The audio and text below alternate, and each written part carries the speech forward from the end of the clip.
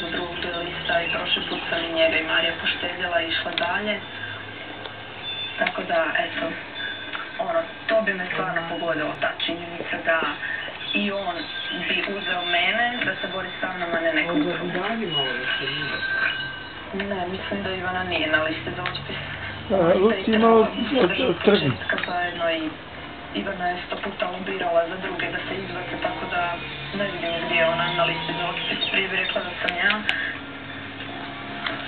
Kažem, meni nije problem ići tamo i biti tamo i boriti se, ali bi me to povredilo jer je to on pitanje. Ja se nikad nije bih htjela boriti s njim, a ako će se on htjeti boriti sa mnom, onda, kažem, to će mi biti malo onak glupo je.